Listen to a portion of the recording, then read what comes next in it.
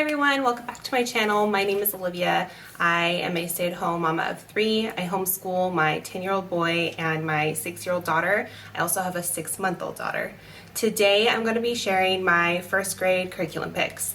So if you saw my curriculum picks last year when I shared them for my daughter as kindergarten / first grade curriculum picks because she really was right in the middle of both of those going into her kindergarten year. I could very well share these are my first / second grade picks for my daughter this year. But a few weeks ago, I did kind of like a chatty get ready with me video where I kind of explained where I was as far as what I had, like where I was stuck choosing curriculum for my kiddos, because both of my kiddos are academically advanced, but I still wanted to do grade level things for them because she's 6 and I want her to do fun, whimsy, sweet things, or at least be exposed to good literature like that, even though I could present her with second, maybe even in some circumstances, some third grade work, and she would still comprehend what was going on and enjoy those stories. I don't want her to miss out on the fun kindergarten and first grade things. So for the literature curriculum that we went through, I did wind up getting first grade, and I'm just gonna call her first grade, even though that's always up in the air for, I feel like, more than at least half of homeschooling families. You're kind of like straddling 1 or 2 grades. You know what I mean? So I have a lot less to share than I did with my son, rightly so, because my daughter is 6. So this is what we're gonna do for the days. All right.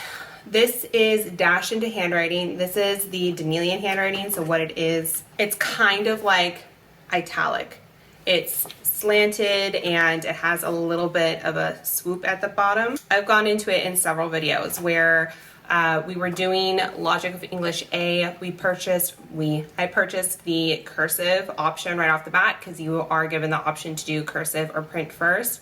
She had beautiful cursive, and then we moved into actual like kindergarten and first grade workbooks, and everything was asked of her and written in print, and so then we had to relearn print. So I'm just starting with print now and moving back up. She did the Good and the Beautiful kindergarten print workbook, zoomed through that, and so I moved on to the Dash into Handwriting, the book 1 for the Danielian handwriting, and she finished that as well. I have book 2 and book 3, and I also purchased the PDFs for cursive. I have no idea if we'll get to those.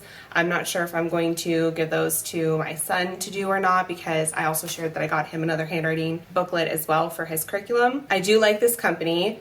We do not do the readers or any of the other things through Dash into Learning, but I think that this is fun. It is similar to, if you are familiar with the Good and the Beautiful handwriting, it has some like coloring things or some different activity things that go along with the lessons. I'm not someone who's really strict about my daughter only doing 1 page a day or even getting in a page a day if she doesn't want to, but she really enjoys these books, and so I just let her zoom through the books when she wants. If I'm like reading aloud, or if I'm doing a one-on-one lesson with my son and my daughter wants to spend time in her handwriting booklet, then I'm not bothered, and she can spend as much time in these as she wants. If we run out of them, we run out of them though. So I have this, I have book 3. I do have the cursive books. I don't know everything that we will get into, but I highly suggest, if you're interested in this company, to get on their email lists, because they have sales often, and that's when I purchased 2 and 3 and the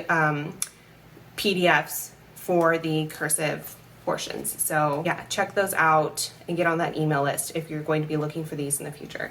All right, you see these everywhere, and it's for good reason. This is Explode the Code. It's like a phonics mastery workbook type program. We started with 1. She did 1, and she's got like 3 or 4 like pages left of book 2. So she did those this last year, and so I got her book 3. I did not purchase book 4 yet. I don't know if she'll get through book 3, probably, but I didn't want to purchase ahead of time until I absolutely needed to. I'm trying for simplicity this year. I did so much last year, and we really need our school days to look a little bit different and just be simplified this year. So anyway, just purchase 3. If she winds up needing 4, we'll do 4. It's like a picture-based They give you pictures, and then you, depending on what level you're in, you learn the different phonetic sounds for each of the letters, and then you find them with the pictures that they present you with, and then it moves on to beginning blends and ending blends, and then different phonogram sounds. This is not a phonics program in and of itself. If you are starting with someone who doesn't know how to read, like your kiddo doesn't know how to read, this is not going to teach them how to read all by itself. This is just kind of supplementary. They're quick pages. Again, this is something that my daughter does when I'm reading aloud, or if I'm working one-on-one with my son. She does a page or two a day, and I think that they're fun. Okay, if you did watch that chatty Get Ready With Me video, I mentioned I didn't know if I was going to purchase Logic of English 3 or not. I did wind up purchasing Logic of English 3. When I say 3, it's level C. There's A, B, and C. So my daughter did level A as like a pre-K student. She completed level B this last year for her kindergarten year, and so we did move on to C. I mentioned in that video I wasn't sure if we were going to do it because I just didn't know she needed it. Like, my daughter reads fluently. And then I was looking through the program, and there's more to it than just being able to look at and sound out a word. And Logic of English has so much to it. It's not just phonics and like phonemic awareness. There's also some spelling in here if you are concerned with your kiddo learning spelling.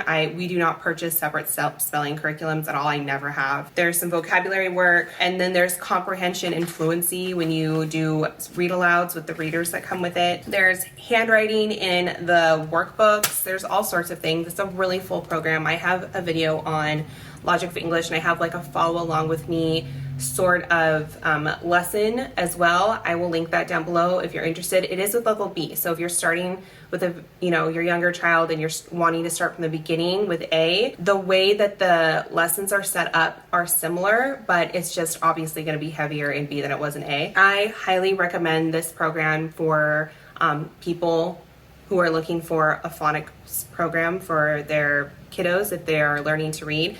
Logic of English has foundations, and they also have a line called Essentials, where you have a somewhat older elementary school kiddo who is struggling with reading, so they don't necessarily need to start at the letter sounds, but you do want some sort of program to help guide you along, giving them some more confidence in building their skills. That would be the Essentials line. So I will link Logic of English down below, and you guys can check out what they have.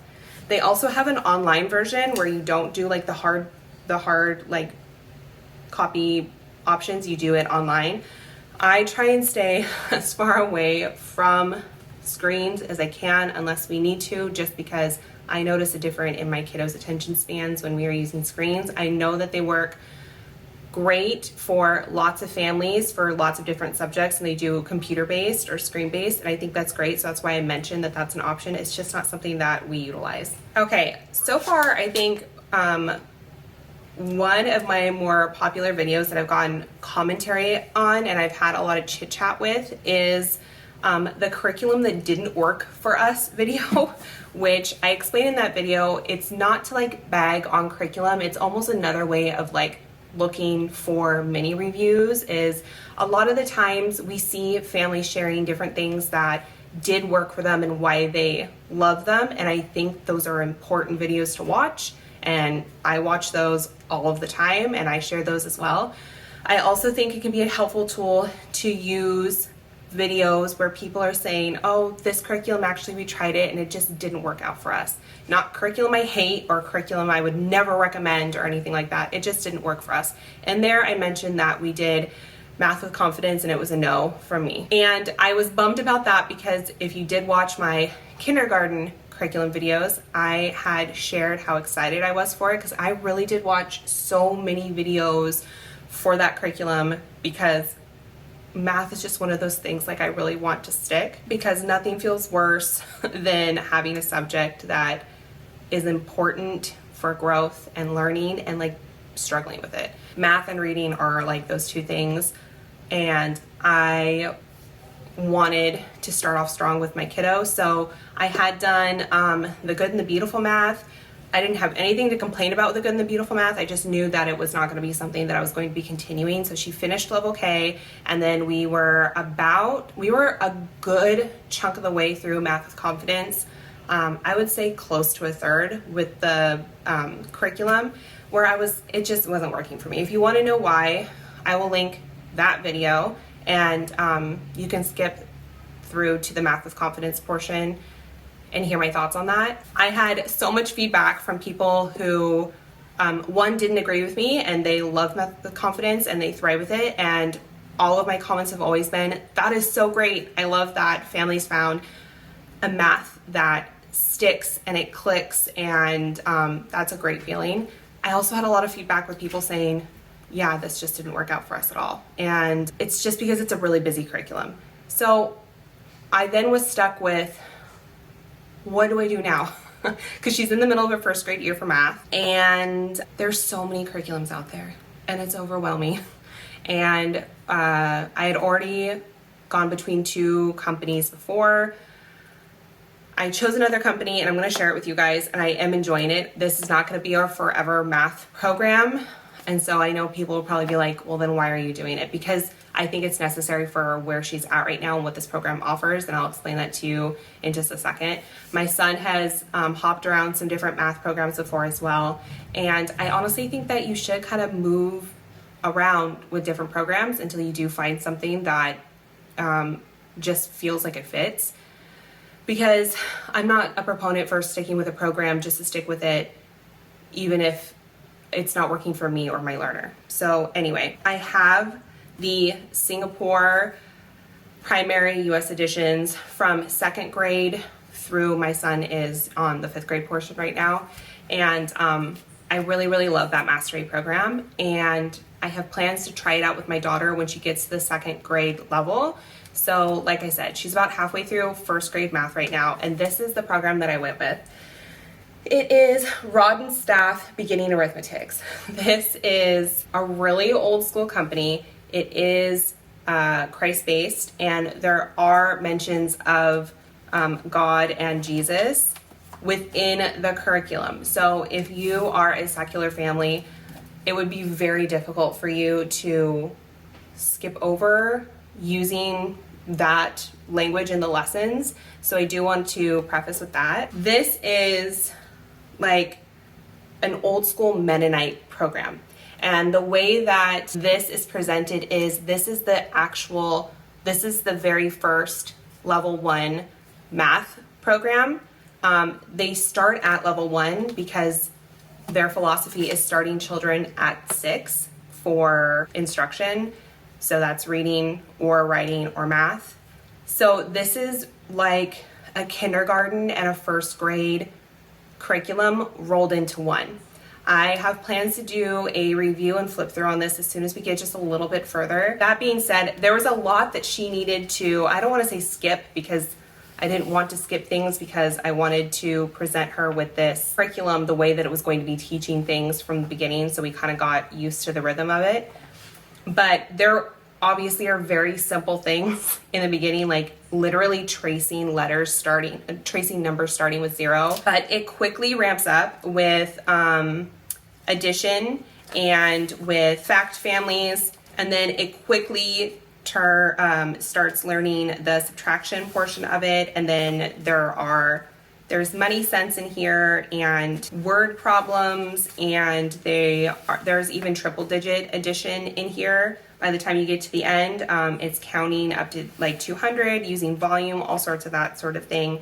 So that's why I chose this, was because I was watching a lot of different reviews for math, and people were saying that it's really heavy on practice, and I think that that's really essential for this grade level of math learning. It's really absorbing and being able to memorize addition and subtraction, because that's the foundation then for grouping things together and moving into multiplication and division, which then really heavily needs to be mastered. So that's why I like this, because it is a mastery program. And it's really easy to skip over what we don't need or zoom through what we don't need and then move on to what we do need. There's like upper double digit addition and subtraction in here as well. I mean, this quickly moves up, and it's because of the mastery portion of it where you do spend a lot of time on repetitive problems. Which is not everyone's cup of tea either. So like I said, I have plans to do a look inside of this program, but this is what we're using, and it's really been working and enjoyable so far for my kiddo. All right, lastly is literature, and we are a literature-based heavy home. I try and integrate books in every subject I can and teach most subjects, especially in the elementary school years, with books. And so this year I did go with the Memoria Press first grade enrichment program again for that. This is also a Christ-based curriculum, so there are mentions in the lessons of Christianity, and there are some of the books that also mention Christianity as well. If you have watched any of our other curriculum videos for my daughter, I also had used the kindergarten enrichment curriculum with her last year, and we really loved it. So basically, this is not their core curriculum. So if you're looking for this from Memoria Press, this is their enrichment program. It is not the core curriculum. There is a literature book, a read aloud book that you read every single week. There is vocabulary, picture review and comprehension, and some like after you read activities for each of the books. Obviously, you don't even need to include any of those if you're just wanting some read alouds. This is a really good program for that. But there's also a history and culture aspect that you can tie into each theme of the read aloud book. And then there's also a science program or a science element to it as well. So you can purchase just the read alouds, and then you can purchase also the science and history.